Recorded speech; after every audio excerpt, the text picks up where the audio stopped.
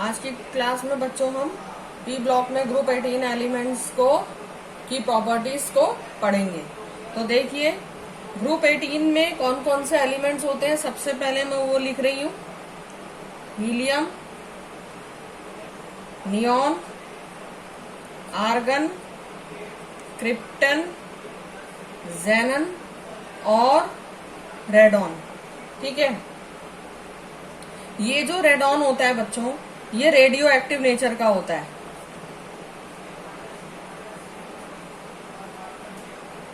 ठीक है, और जबकि ये बाकी जो दूसरी नोबल गैसेस हैं ये सब एलिमेंटल फॉर्म में मिलेंगी आपको।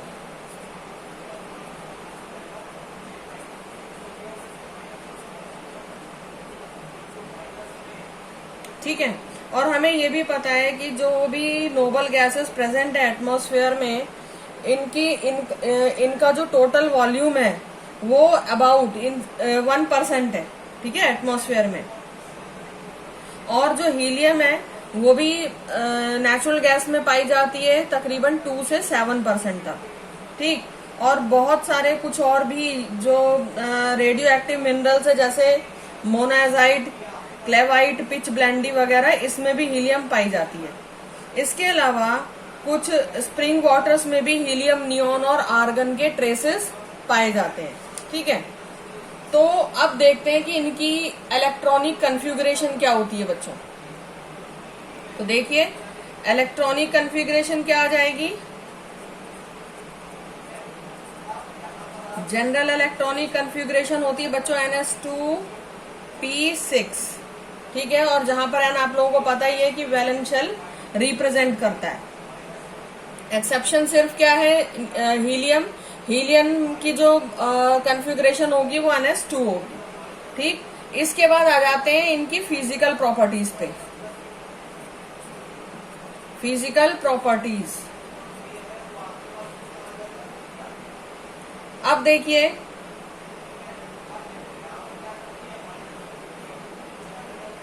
सबसे पहले बच्चों फिजिकल प्रॉपर्टीज में एज यूजुअल एटॉमिक रेडियाई।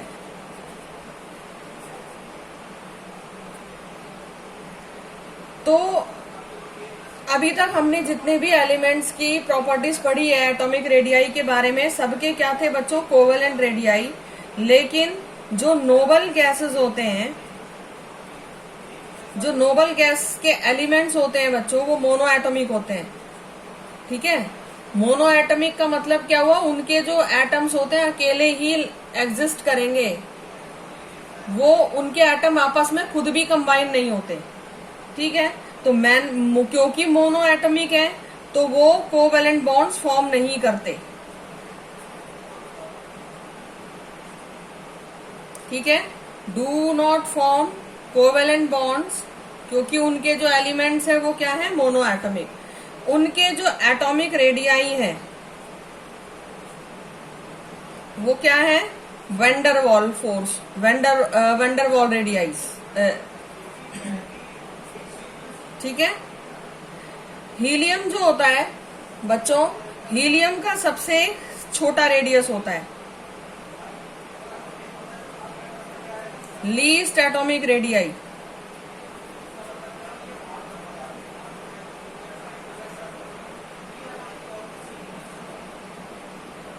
ठीक है, अप्रोक्सीमेटली कितना, 93 पिकोमीटर। और जैसे जैसे हम डाउन द ग्रुप मूव करेंगे, ये मैंने डाउन एरो की मतलब डाउन द ग्रुप,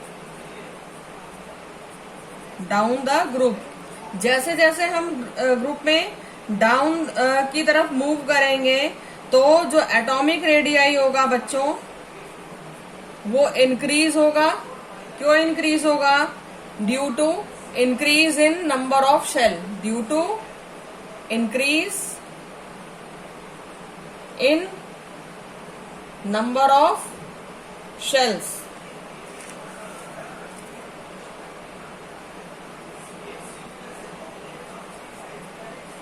ठीक है, तो सबसे छोटा रेडियाई हीलियम का, डाउन द ग्रुप मूव करेंगे तो एटॉमिक रेडियाई क्या होता जाएगा, धीरे धीरे इंक्रीज होता जाएगा, क्योंकि डाउन द ग्रुप मूव करने पर जो नंबर ऑफ शेल्स है बच्चों वो इंक्रीज। नेक्स्ट फिजिकल प्रॉपर्टीज बच्चों आती है ionisation enthalpy.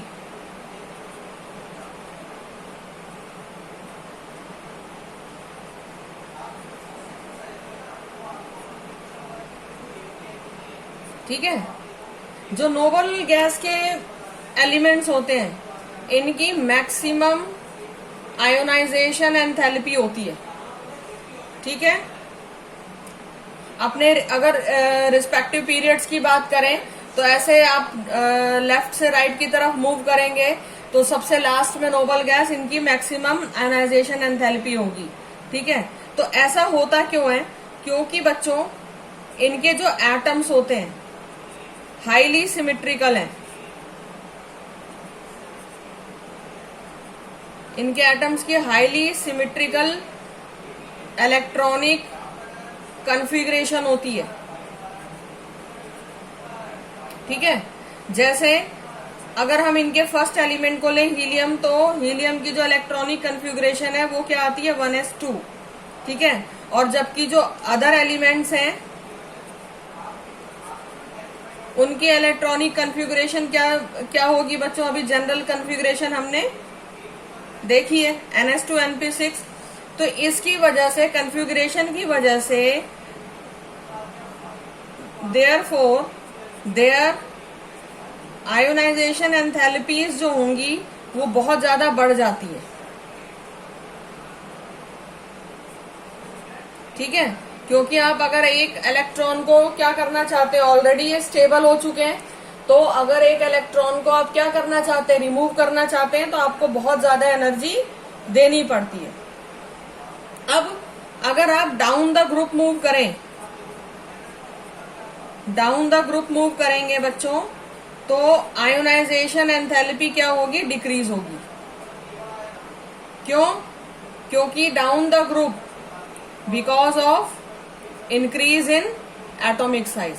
Down the group move करेंगे तो एटम का साइज इंक्रीज होगा और जिसकी वजह से आप इजिली इलेक्ट्रॉन को रिमूव कर सकते हैं। ठीक है, इसके बाद नेक्स्ट प्रॉपर्टी आती है बच्चों electron gain enthalpy. Next property क्या हो जाती है?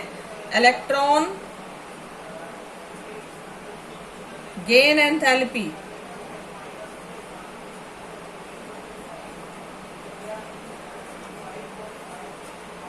ठीक है, अब ये जो इस फैमिली के मेंबर्स हैं इनकी पॉजिटिव इलेक्ट्रॉन गेन एंथैल्पी होती है।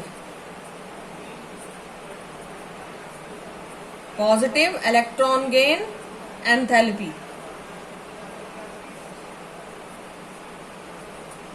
ठीक है, अब देखो होता क्या है कि इसमें जो एटम्स होते हैं, अब ऐसा क्यों?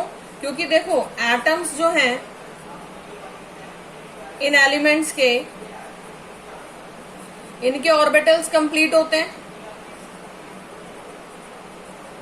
Have filled valence s and p orbitals. ठीक है, इनके s और p ऑर्बिटल्स पूरे फिल्ड हैं।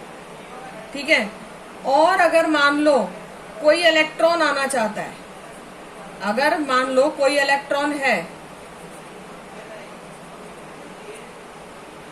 अब अगर हमें इनको प्लेस करना है,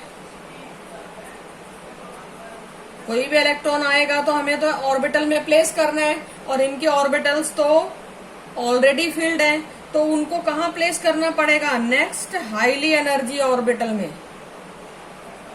अगले ऑर्बिटल में प्लेस करना पड़ेगा हाईली एनर्जी ऑर्बिटल, क्योंकि s और p ऑर्बिटल तो इनके ऑलरेडी फिल्ड है।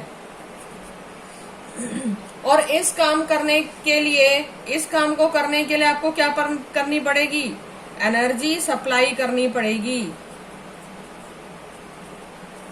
ठीक है, इस काम को करने के लिए आपको एनर्जी देनी पड़ेगी, तो एनर्जी आपको देनी पड़ेगी। तो इसीलिए जो इलेक्ट्रॉन गेन एंथैल्पी हम कैसे लिखते हैं बच्चों? ऐसे, इलेक्ट्रॉन गेन एंथैल्पी ऐसे लिखते हैं। किसके लिए? For noble gas is positive. ठीक है, क्योंकि आपको क्या करनी है? एनर्जी सप्लाई करनी है। इसके बाद बच्चों अब देखिए, अब अगर हम डाउन द ग्रुप मूव करें तो वैल्यू इंक्रीज होगी कि डिक्रीज? सोचिए, down the group value increase होगी due to increase in atomic size.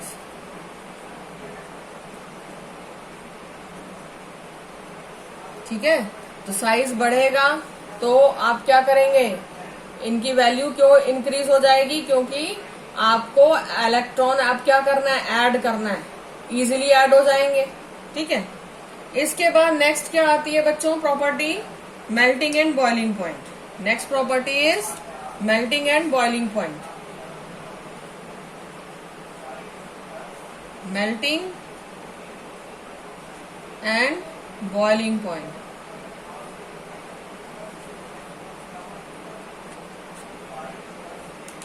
तो जो मेंबर्स होते हैं नोबल गैस फैमिली के, इनके जो मेल्टिंग पॉइंट बहुत और बॉइलिंग पॉइंट लो होते हैं। Low melting and boiling points. ठीक है, क्यों होते हैं? क्योंकि बच्चों ये मोनो एटॉमिक नेचर के। ठीक, इनके एटम्स आपस में भी अट्रैक्शन की वजह से जुड़ नहीं पाते हैं कि भाई फोर्स ऑफ अट्रैक्शन डेवलप हो रहा है और ये कंबाइन हो जाए। इनके एटम्स आपस में भी जुड़ नहीं पाते हैं। इनके पास सिर्फ एक ही अट्रैक्टिव फोर्स होता है और वो वीक वंडरवॉल फोर्सेस है। ओनली अट्रैक्टिव फोर्स कौन सा है बच्चों? Weak van der Waals forces.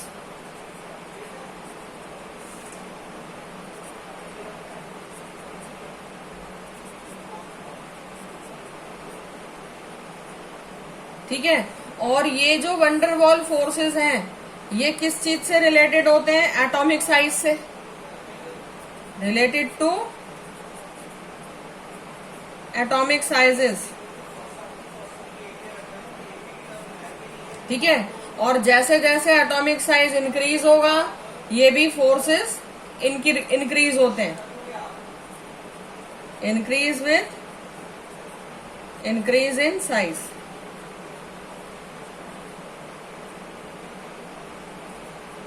ठीक है, और डाउन द ग्रुप आप लोगों को पता ही है कि एटम का साइज इंक्रीज हो रहा है, तो एटम का साइज इंक्रीज हो रहा है तो वंडरवॉल फोर्स ऑफ अट्रैक्शन भी इंक्रीज हो रही है, जिसकी वजह से डाउन द ग्रुप मूव करेंगे तो मेल्टिंग और बॉइलिंग पॉइंट क्या हो जाएंगे?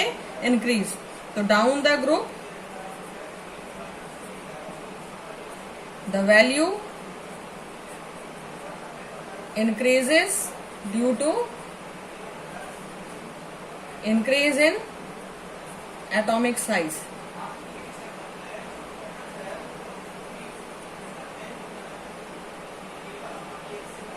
ठीक है, लास्ट फिजिकल प्रॉपर्टी है बच्चों लिक्विफेक्शन। तो क्योंकि weak van der Waals forces of attraction होते हैं, बिकॉज ऑफ वीक वंडरवॉल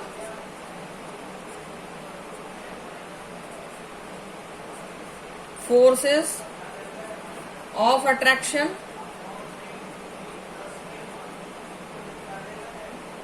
इनको लिक्विफाई करना बड़ा ही डिफिकल्ट है।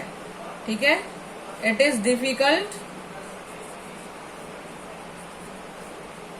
To liquefy noble gases.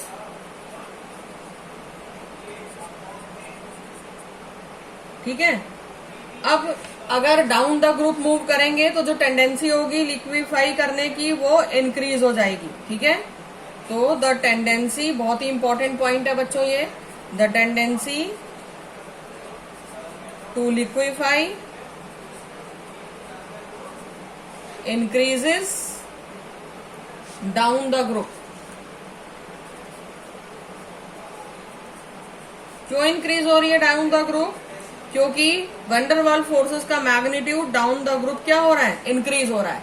Down the group आप मूव कर रहे हैं तो एटॉमिक साइज इंक्रीज हो रहा है, और van der Waals forces directly atomic size पे ही डिपेंड करते हैं, तो वंडरवाल फोर्सेस इंक्रीज हो जाएंगे। ठीक है, तो the tendency to liquefy increases down the group. क्यों इंक्रीज हो रहा है? Because of increase in the magnitude of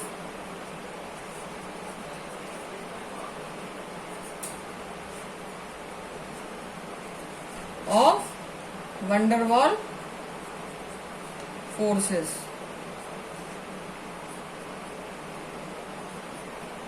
ठीक है, क्योंकि ये जो van der Waal फोर्सेस हैं ये इंक्रीज होते हैं with increase in atomic size. ठीक है, तो ये बच्चों हमारी फिजिकल प्रॉपर्टीज जो है नोबल गैसेस की यहाँ पर कंप्लीट होती है।